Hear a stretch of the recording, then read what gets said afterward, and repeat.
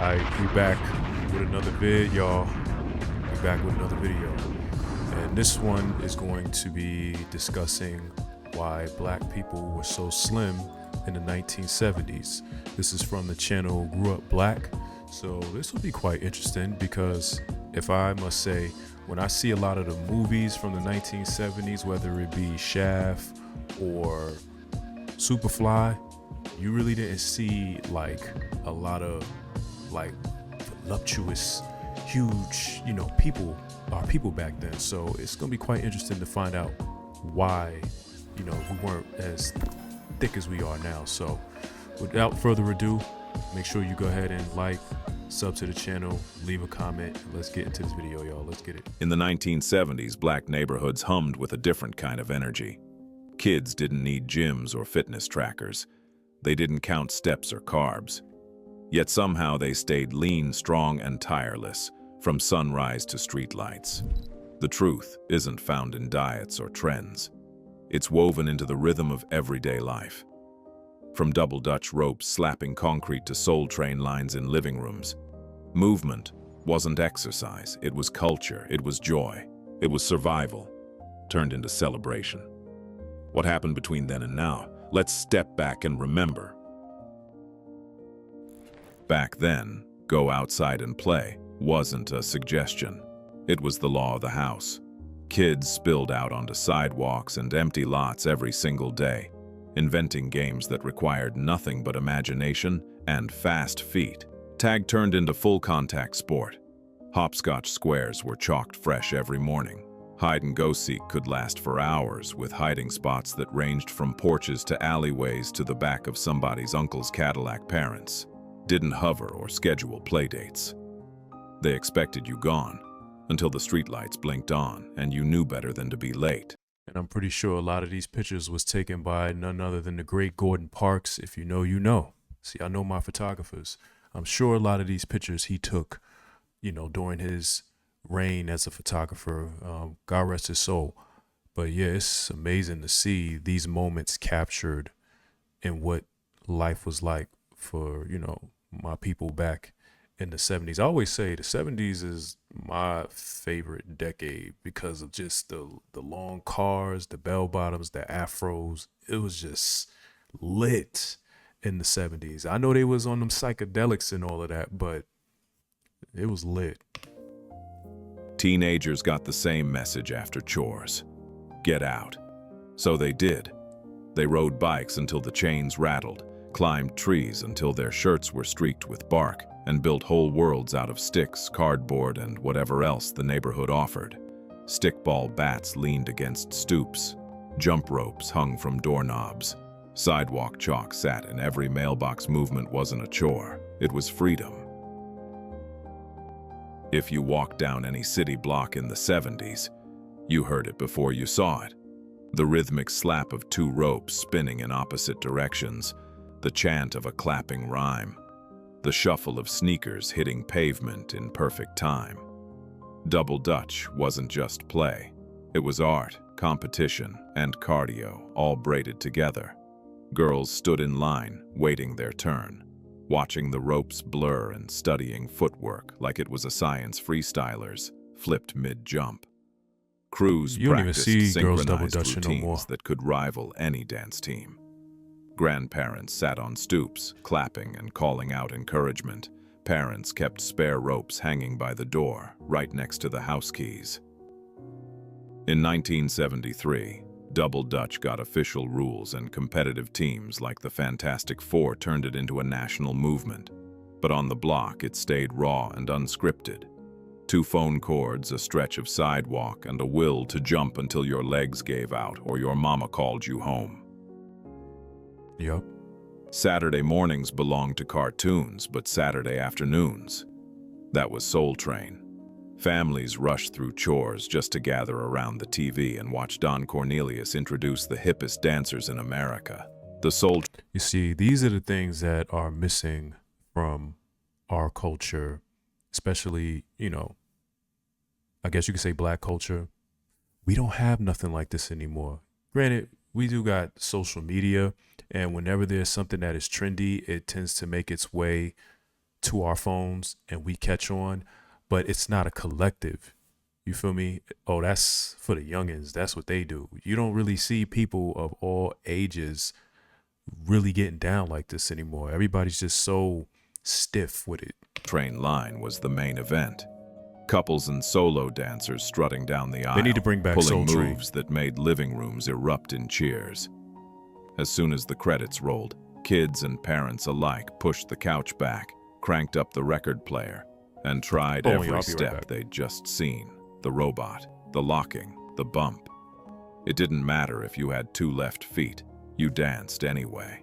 At birthday parties and family reunions, someone always yelled, "Let's do the Soul Train line." And suddenly, Word. uncles, cousins, and grandmas formed a tunnel of clapping hands while each person took their turn down the middle. Cassette tapes sat stacked next to the turntable, ready to fuel impromptu sessions. Dancing wasn't performance. It was connection, joy, and a full-body workout disguised as culture. When the weather turned warm, neighbors didn't ask permission. They just claimed the street. Sawhorses went up at both ends of the block. Extension cords snaked from lampposts to power massive speakers, and then the music dropped. Block parties were where communities came alive, where DJs spun records until the pavement vibrated, and everyone, kids, teens, elders, danced under open sky. So basically, what is being said here and what I'm gathering from just a little bit that I've watched is that we as a people kept ourselves moving at all times. When we were kids, we was outside, double dutching, hopscotch, playing stickball, things like that. And then when you came in the house, if Soul Train was coming on, well, now it's time to start dancing and doing stuff like that. And then when it got warm outside, you know, as hip hop started to make its way, you know, in New York City and stuff like that, that just gave you all of a more reason to be outside dancing and stuff. So we just, from what I'm seeing, we kept ourselves moving all the time. The early 70s, these parties became something even bigger, the birthplace of hip-hop. Youth who'd once been pulled into street conflicts found a new outlet. They grabbed flattened cardboard boxes, laid them on the asphalt, and battled with footwork instead of fists. Popping, locking, breaking. Moves so sharp they looked like stop motion. Tables lined the curb, loaded with homemade lemonade, grilled chicken, and corn on the cob. Fuel to keep bodies moving until the streetlights dimmed. It wasn't just dancing. It was energy redirected, pride reclaimed, and a whole generation staying in motion until the sun came back up. Saturday nights at the rink were rituals. You laced up 4-wheeled skates that smelled like leather and old wax, stepped onto polished wood under spinning mirror balls, and let the music take over. Black roller rinks in the 70s weren't just entertainment. They were community hubs where everyone knew your name, your crew, and your signature move chez vous. And spots like it became temples of rhythm skating, where soul and funk tracks set the tempo, and skaters glided in synchronized lines that rivaled any Soul Train episode. You still, like I said, down here in parts of Atlanta, and I'm sure in other parts of the country, you still see a strong presence of Black people still skating. Maybe not as much as you saw back then, but that's still very much a thing. But yeah, I need to get back into roller skating. But every time I turn around, people say, "Oh, I look silly or crazy because I'm tall." So I always just like, nah, I'm not gonna be no skating out here trying to look cool with it. But I don't know, I might just say forget that and just start skating again. Teens practiced intricate footwork for weeks, perfecting spins, crossovers, and backward glides until they could hold their own in informal skate dance battles. People carried their own skates in drawstring bags, wheels freshly tightened, laces color coordinated with their outfits. At the snack bar, you could grab buttery popcorn and grape soda between sets. Roller skating wasn't just fun. It was endurance, balance, and style, all rolled into one. You didn't sit down until your legs gave out, or the DJ called last skate. If you wanted to see Discipline turned into spectacle. You went to a marching band halftime show. In the 1970s, bands at historically black colleges and high schools transformed military drills into full-blown performances. High-stepping with knees lifted to 90 degrees, horns swinging in unison, drums shaking the bleachers. Practice didn't stop when school let out. Students drilled on dusty fields long after sunset, running to catch late buses if they hadn't nailed the routine parents parked cars around the field and aimed headlights at the turf so their kids could see the formations. Band members wore heavy brass instruments strapped to their chests, plume-topped hats that added another foot of height, and uniforms so sharp they could cut glass. Every step was deliberate. Every turn was synchronized. Halftime wasn't a bathroom break. It was the reason people stayed in their seats. Marching band wasn't just music. It was endurance, precision, and pride made visible, and it kept every member in peak physical shape without ever stepping foot in a gym. When the school bell rang, kids didn't head home to screens. They raced to the Boys and Girls Club. Membership cost about $2, and it was earned only after you finished homework, chores, and whatever your mama said needed doing. Once you got that card, though, the world opened up. Multiple baseball fields buzzed with games from afternoon until dusk. Kids played so hard they'd sprint home for lunch, then sprint right back to catch the next inning.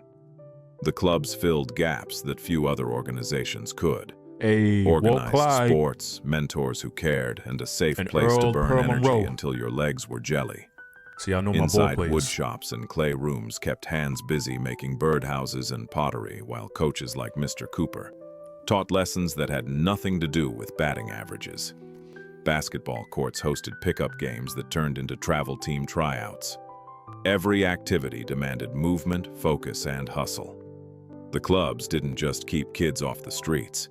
They kept them strong, sharp, and surrounded by people who believed in them. Vacant lots didn't stay vacant long. Families in black neighborhoods saw empty land and planted futures. Armed with donated seeds, hand tools, and knowledge passed down from grandparents, they turned rubble into rows of collard greens, tomatoes, sweet peppers, and herbs that perfumed entire blocks. Kids learned to dig, weed, water, and harvest alongside elders who treated the soil like a textbook. These gardens weren't just about food. They were cultural classrooms where stories about southern roots and ancestral growing techniques were shared over turned earth. Homemade compost bins sat in corners. You definitely don't see this nowadays. I mean, we all just go to the supermarket to get all of our produce. No longer do you see us out here actually getting turnips and collard greens and things like that from the earth, pulling it from earth and cleaning them properly and then cooking them. You know, you may even notice that it tastes a whole lot better when you get them directly from the ground as opposed to trusting what you get in the supermarket. But I get it. They preoccupied our time with cell phones and being at work all damn day. So you don't have time to sit and do stuff like this. You know what I'm saying? It's quite crazy. Painted rain barrels collected water. Folding chairs lined the edges where neighbors shelled peas and swapped recipes. Tending a garden meant hours on your feet. Bending, lifting, carrying, planting. It was labor, yes, but it was also medicine, fresh air, sunshine, purpose. The gardens grew vegetables. And you're grounding yourself because you're putting your hands in dirt. You know what I'm saying? And so now you're reconnecting with the planet. I know this might sound crazy, but I'll be having these conversations with my cousin. We be talking about being tree huggers and taking your shoes off and just letting your feet touch grass and grounding your kinetic energy with the planet, which is something we miss a lot of times because we be so preoccupied with this artificial reality. You know what I mean? But they also grew community, resilience, and bodies that stayed strong without ever needing a gym membership or a trainer counting reps. Before the sun came up, parents and volunteers gathered in church basements and community centers to cook. The Black Panther Party's Free Breakfast for Children program, launched in 1969, fed thousands of kids every morning. Grits, scrambled eggs, toast, fresh fruit. and a carton of cold milk. What the hell happened to all of this? By 1970, the Panthers claimed they were feeding 20,000 children across the country. Kids lined up with tin trays moving down a serving line where adults smiled and filled their plates with hot, real food. It wasn't charity. It was dignity. It was care made visible. Colorful posters of Malcolm X and Angela Davis hung on the walls, reminding children they were part of something bigger. Local grocery stores and farmers donated supplies, and the meals were hearty enough to fuel long school days. No sugar cereals, no vending machines. Just breakfast that stuck to your ribs and reminded you that your community had your back. These programs didn't just fight hunger. They built strength, focus, and a generation that started each day nourished. Sunday mornings smelled like heaven. Collard greens simmered low with ham hocks. Fried chicken crackled in cast-iron skillets. Damn, that chicken looked good. Macaroni and cheese bubbled golden in the oven. Now I want some fried chicken. By the time church let out, the table was set and the house was full. Extended families squeezed into dining rooms, passing cornbread still warm from the skillet and pouring sweet tea into mismatched glasses. Conversations overlapped. Laughter, debates, stories that had been told 100 times but still hit. Soul food wasn't just cuisine. It was culture on a plate, tradition. What's so bugged out about this movie is that the food looks good, but if you remember in the movie, the Big Mama ended up passing away because she was a diabetic and she had to have one of her legs amputated. But the underlying message in this movie is it was the food that really took her out, because they were eating like this every single Sunday. You know what I'm saying? And the thing about it is back then, like I said, people just kept themselves moving in those days. So you was able to burn a lot of this off, and it wasn't an all the time thing. But it's interesting that they showed this movie. Cooked with love. The term soul food gained popularity in the 60s and 70s, and Black-owned restaurants became neighborhood gathering spots where people ate together and felt at home. Checkered aprons hung on hooks. Porcelain serving bowls were handed down through generations. Meals took time to prepare and even longer to finish because no one rushed. Eating together meant moving together, setting tables, washing dishes, dancing between courses. Food was fuel, yes, but it was also connection. And it kept bodies lean because nothing was wasted. Portions were honest and every bite mattered. Yeah, there wasn't no thirds and fourth In servings. 1970, Americans consumed about 2,160 calories per day. Dinner plates were smaller, 8 or 9 inches across, and servings were modest. A piece of fried chicken, a scoop of greens, a slice of cornbread. That was dinner. No one piled plates high or went back for thirds unless it was a special occasion. Desserts were treats, not daily habits. A slice of sweet potato pie on Sunday. A handful of cookies after school. Families didn't snack on jumbo bags of chips because those didn't exist yet. Instead, they shared bowls of fruit, apples, oranges, bananas, or cracked open peanuts while watching TV. Homemakers measured flour and sugar from canisters, baking cakes and biscuits from scratch rather than ripping open boxes of processed mixes. There were no supersized sodas or value meals. Portions reflected what the body needed, not what corporations could sell. And because food was cooked at home with real ingredients, it took effort to make and time to eat. That alone kept people mindful, grateful, and naturally lean. Before the late 70s and early 80s, ultra-processed foods and sugar-sweetened beverages hadn't yet flooded black neighborhoods. Fast food chains were rare. Families ate home-cooked meals or visited soul food restaurants that used real vegetables, lean meats, and recipes passed down through generations. The obesity epidemic began when energy from eating out jumped from 9.4% of total intake in 1977 to 78 to over 21% by the mid-90s. But in the early 70s, Teens grabbed snacks from corner stores. Sunflower seeds, pickles in brine, roasted peanuts in paper bags, not supersized fries and sodas. Moms packed school lunches in brown paper bags, a sandwich on wheat bread, an apple, a small homemade cookie, no high fructose corn syrup, no artificial colors, no ingredients you couldn't pronounce. Cooking meant chopping, seasoning, simmering. It meant standing over a stove, tasting as you went, adjusting salt and pepper by instinct. That kind of food didn't just taste better. It kept bodies balanced, energy steady, and weight in check without anyone counting a single calorie. He said that we weren't eating things with ingredients you couldn't pronounce. I'm looking at this Oreo pack. It's a whole bunch of stuff on this damn package that I can't pronounce. Like thiamine mononitrate. Like what? A 1974 transportation study found that 20% of U.S. households own no car, and more than 65%. That's a big one. Didn't nobody have no damn car. Look, we walking.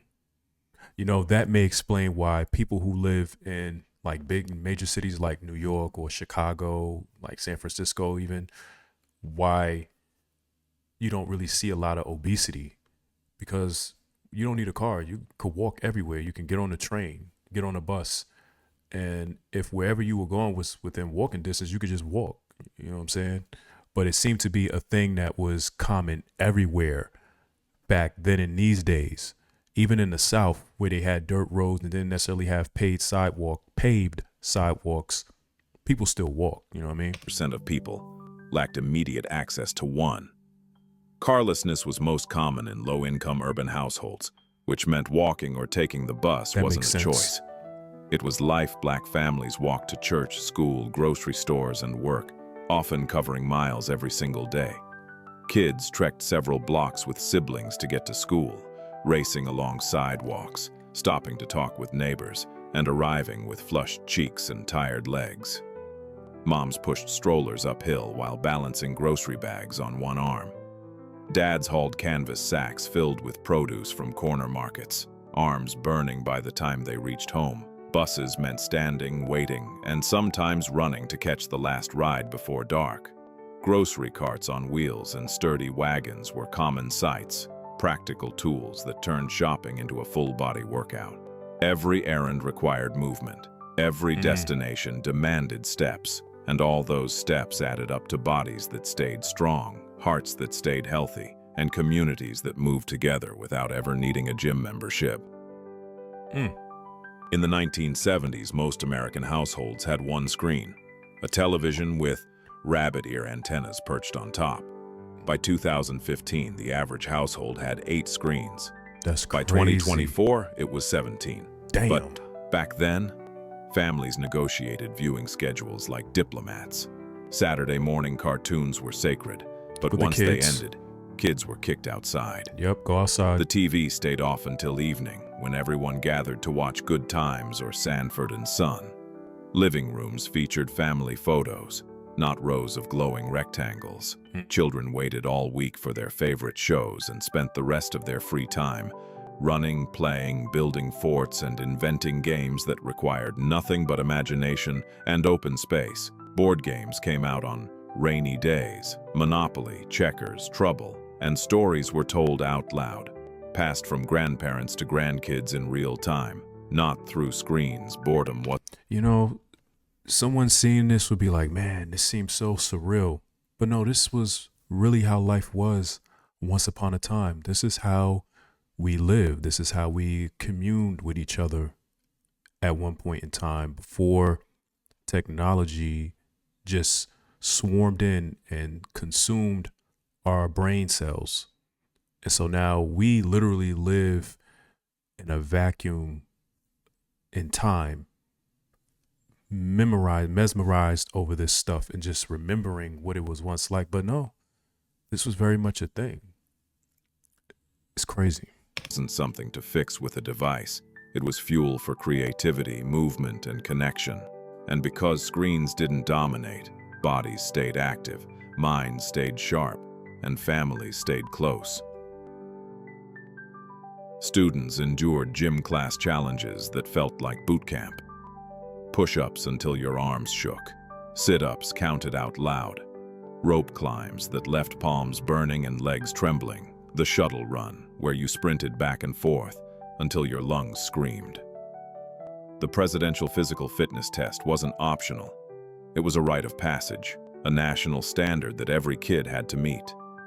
Teachers led stretching routines on cinder tracks and grassy fields, making everyone run laps during recess whether they wanted to or not. PE. Equipment like climbing ropes, medicine balls, balance beams, and giant parachutes were favorite playground fixtures that encouraged movement, teamwork, and a little healthy competition.